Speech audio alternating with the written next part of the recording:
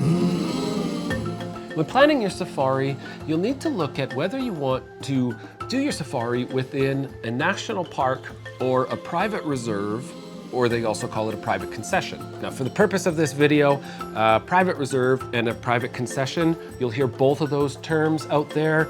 From your point of view as a person going on safari, they're essentially the same thing. The difference is ownership and what country they're in, but consider a private reserve and a private concession the same idea. So for the purpose of this video, I'm just gonna keep calling it a private reserve so we don't worry about it, but it applies to a concession as well.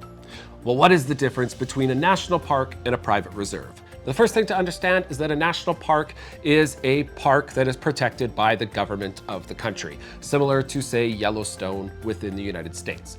These are ones you might be familiar with, somewhere like the Serengeti in Tanzania, Masai Mara in Kenya, or the Kruger Park in South Africa. Those are all national parks. So what defines a national park is that they are public. They're a park that anybody can go and visit, and that's great. They're large, they tend to have a tremendous amount of biodiversity, but they have a couple drawbacks.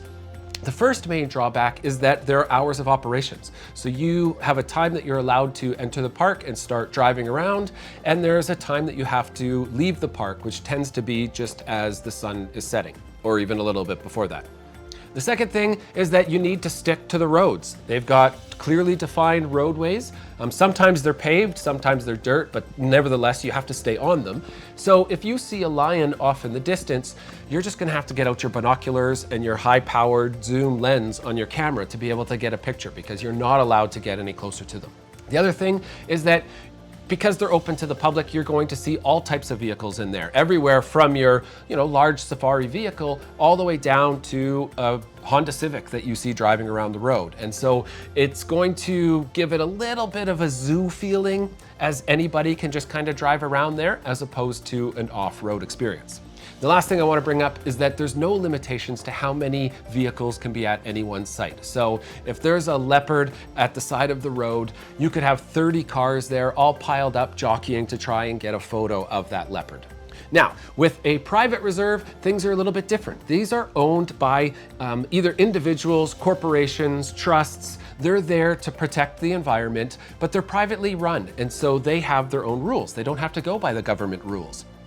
So essentially, there are no hours of operation, so you can go out at any time of the morning, spend all day out there, and then you could even come back for dinner and then go out again when it's night to check out the nocturnal animals. So you don't have that limitation on your hours.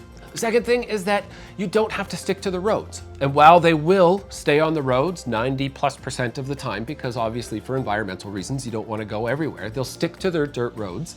But if they see something that is unique, like a lion off there that is more of a high profile type of a sighting, they will go off road. So you can actually get close to that lion in the distance and get right up beside it. So you'll be able to see much better sightings. And speaking of that sighting, they only allow a maximum of 2 or 3, depending on the park, but a maximum, let's say, of 3 vehicles at a sighting at any one time. So you and 2 other vehicles. So you're not competing and jockeying with 29 other vehicles. It's the 3 of you, so you can easily get to see the viewing. If there's a 4th vehicle that comes along, they have to wait until one of these first ones leave before they can come in. So it allows you a much more intimate experience with your animals that you're viewing. Now, the other thing to mention about some private reserves is I was mentioning a little earlier about the amazing biodiversity that is within those large parks. Well, a lot of reserves go right up against the park. So if the park is here, the reserve is right alongside it, and often there's no fence. And so as great as that biodiversity is within that park, it can move into the private reserve and out. And so the animals are exactly the same and the biodiversity is the same. It's important to note that that's not the case with all reserves. Some reserves are out on their own. So this is one of the things you'll want to look at when we're planning your safari. So you may say, why in the world would anybody choose a national park instead of a private reserve? And the main reason for the most part is that your dollar goes a little bit further in the national parks. If you take a similar lodge in style and level of comfort in a private reserve as you do in a national park, the private reserve is going to be a little bit more expensive. So some people opt to save money.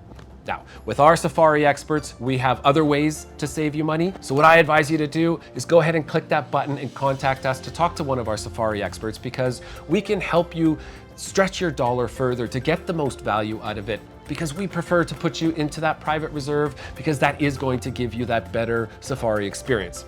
And if we choose a park, there's a specific reason.